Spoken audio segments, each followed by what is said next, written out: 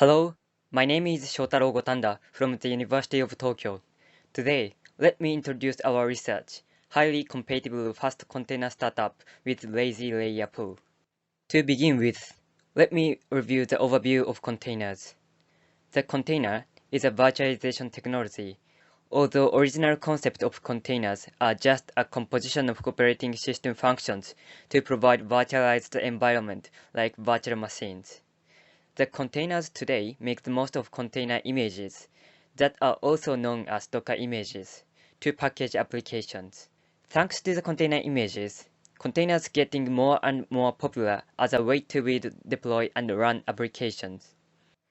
In order to use the environments provided by container images, the servers with container runtimes like Docker need to pull whole container images before starting applications. The term pull here stands for download and extract compressed images from container image registry. The bar chart in this slide shows the startup time breakdown of Nginx and Python containers as an example. As you see, image pull is mostly responsible for the container startup latency. This latency degrades the resource efficiency and application deployment agility. In order to mitigate such loss, we focus on the time required to pull container images. And we set one of the goals of our research to reduce the startup time of containers. In order to make our proposals more practical and effective, we also focused on compatibility with existing container ecosystem. In practical use cases, containers are used with a lot of existing tools and images. The picture in this slide shows container-related tools suggested by CNCF. That is an organization promoting containers. Currently, the container ecosystem, consisting of such a lot of projects, are based on some specifications like OCI runtime specs and OCI image specs and so on. At the same time, a lot of applications have already been containerized based on such specifications. So, in order to practically accelerate container startup time, it is necessity of our proposal to coexist with such container ecosystems based on container specifications. Therefore, we set the compatibility as another priority of our research. Here, let me explain why our research is needed. Actually, there have already been various researches and software to accelerate container startup. However, they have problems in compatibility. The first approaches for accelerating container startup time is minimizing container images. In other words, this approach is to delete or reorganize files in container images. That blocks the compatibility with original images. For example, Alpine Linux is a method officially adopted by Docker, but Alpine Linux has original package management system and libraries. Therefore, some applications developed on Red Hat or Ubuntu are difficult or mostly impossible to adopt this method. Another approach is lazy image pool. The concept of this approach is to fetch only required part of the images for startup and pull other part of the image after startup is finished. Although there are some methods based on this idea, each method has some requirements more than container specifications. For example, some of them require dedicated servers like NFF servers to provide images instead of commonly used container image registry. Another method requires optional APIs to container image registry. Let me summarize our research goals: reducing container startup time and achieving high compatibility with the existing container ecosystem. For achieving each goal, we adopt two strategies. In order to achieve fast startup, we adopt the lazy image pool strategy. Also, in order to achieve high compatibility, we carefully conform to containers standard. As a background of our proposal, let me explain more about lazy image pool strategy. This method was first presented at the Usenix conference in 2016. The study also showed that only about 6.4% of the data is required to start containerized applications on average. In other words, the major part of long latency of container startup is caused by preparing unnecessary data for startup. This lazy image pool strategy avoids such unnecessary cost on startup and conceals them by delaying data preparation. Next, let me explain how layers and overlay file systems are used with container images, because they are keys of our research to achieve high compatibility. So far, we sometimes mentioned container images. In a nutshell, they consist of sets of layers, and each layer is usually a tar and gzip archive file. Each layer contains a subset of root file systems for the container. When a container runs, they are merged into a single file system by stacking and overlaying manner, and these detailed behaviors are defined in container image specifications. The overlay file system is standard file system implementation for managing such layers for container runtime. Based on these backgrounds, let me explain the concept of our proposal. Our method is to carefully implement lazy layer pool mechanism on overlay file systems without losing compatibility. As I explained in previous slide, each layer is a subset of files in container images. So our methods create boot layer, which contains only files required for startup, and stack the boot layer on top of original layers. Then our lazy layer pool file system, that is implemented based on overlay file system, pull only boot layer on startup and pull other layers after startup is finished. This is how we achieve both fast startup and compatibility. From here, I would like to introduce a design choice and challenge we encountered in the middle of this research. The first challenge is a design consideration we encountered, which is how to know which file is needed for boot layer. As explained before, we gather only required files for startup into boot layer. However, container image itself does not provide information which files are needed. In order to know required files, we had roughly two methods. The first one is static image analysis. However, this method requires background knowledge on each container images. But this is against our goal to achieve compatibility. Therefore, we adopt another strategy, which is dynamic analysis. This method is to trace file accesses of container execution, for example, during continuous integration steps. Next, I'd like to talk about a problem I encountered in the implementation process, that is unexpected layer pool. In our method, access to files and directories are gathered into boot layer, and it is stacked on top of original layers. Since overall file systems search files from top to bottom, we had expected file access to such files does not cause pool of lower layers. However, there are some file accesses during startup that requires lower layers. The first cases are access to non-existing files. The other cases are access to reading directory entry. For access to non-existing path, let's say we are trying to execute bash. The binary exists at /bin/bash. If we have /sbin in front of /bin, the container process tries to access /sbin/bash at first, but the path does not exist. However, the file system cannot conclude the absence of the path just with the top layer.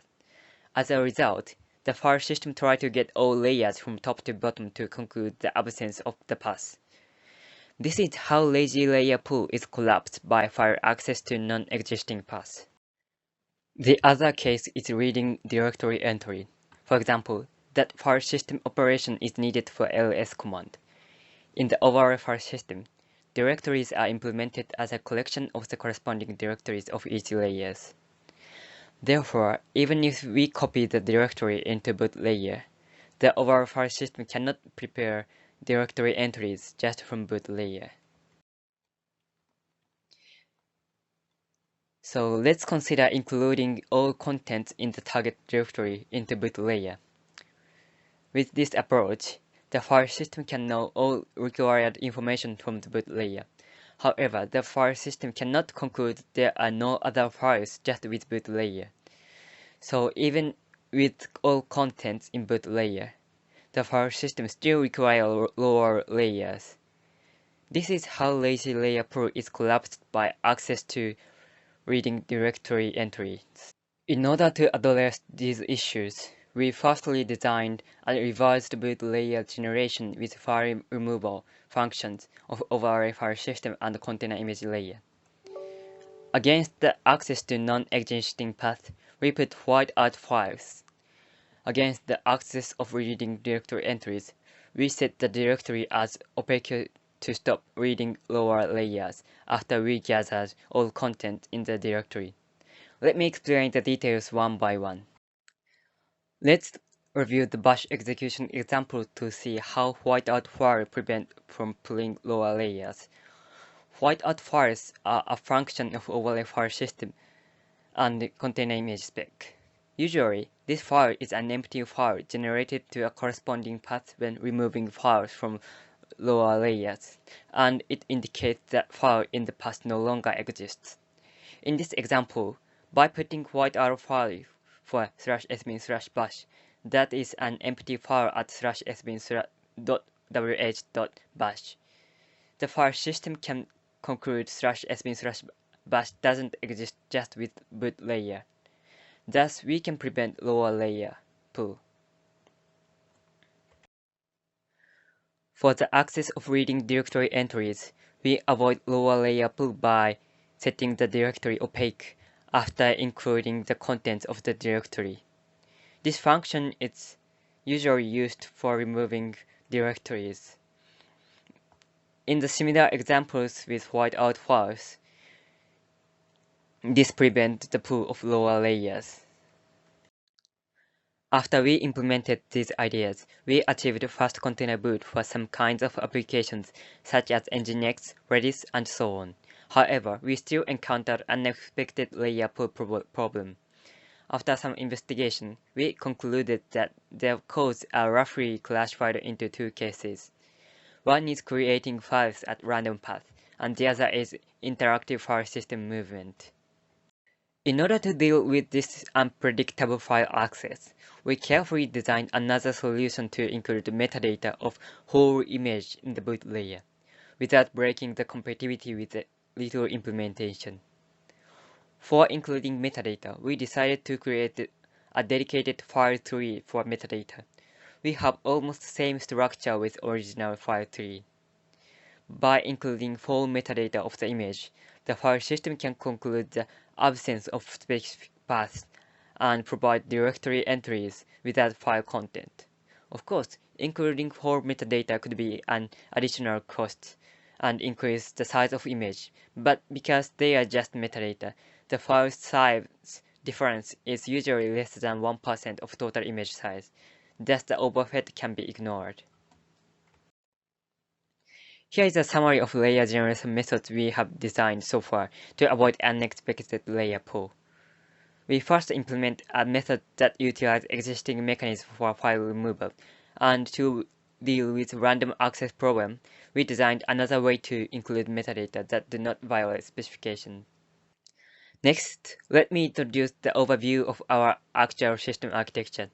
For fast startup-oriented image generation, we implement two components. First, we modified overlay file system to output file access log. And we also implemented boot layer generator, or BLGen, which generate boot layer on top of original layers based on the file access log, and update them and register the first boot images to the container image registry. For the actual runtime, we implemented three components: LLPFS, or Lazy Layer Pool file system, based on overlay file system, and Lazy Layer Pool Manager, which communicates both with the file system and container image registry, and responsible for actual Lazy Layer Pool. Also, we modified Postman, which is a Docker-compatible container runtime to use LLPFS and start lazy layer pool manager. Then let me illustrate how to accelerate container startup. The first step is the developer or operator start container by running some commands like docker run or podman run command.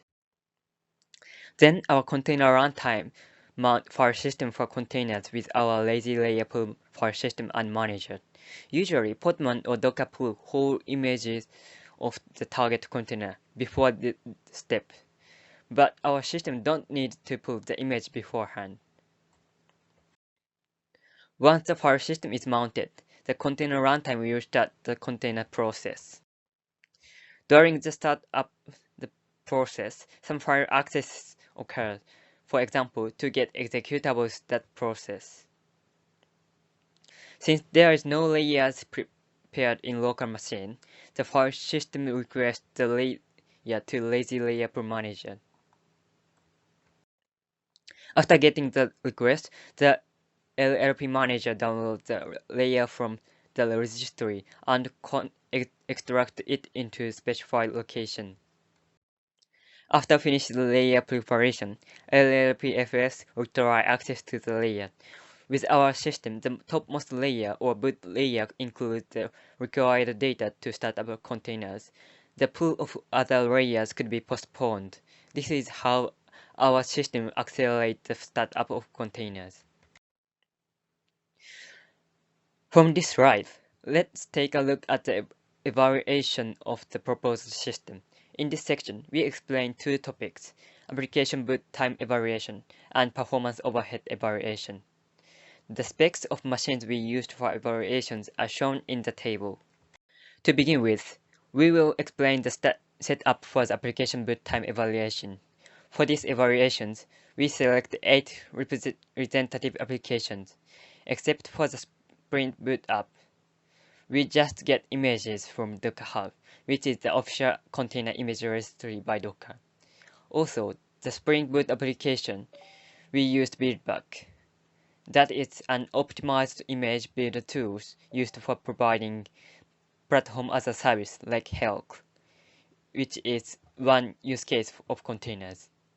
Each image is stored in our local image registry with various bandwidths from no limits to 5 megabit per second. For each application, we run containers 5 times. The startup time we evaluated is different from app to get practical results. For example, Nginx, Redis, Jupyter Notebook, and Spring Boot app startup time is the time from the beginning to the time of first successful request response. For Ubuntu and Python, it is the execution time of a small script like Hello World. For Golang and TechLive, we measure the startup time at the time of building a small sample code. As a result, each application shows similar result.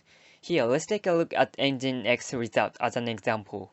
As you see from the figure, the container startup latency is reduced in our proposal compared to the original runtimes in any bandwidths. This bar chart is the summary of boot time evaluation. Each value shows the improvement ratio for each application and each network bandwidth. For all cases, we see improvement. For the best case, the startup latency was reduced by about 1/40. Next, let's take a look at performance overhead evaluation. In our proposal, we modified existing overlay file system. So far, we showed our system can provide fast container startup. So the remaining concern is the overhead of our file system compared with original implementation.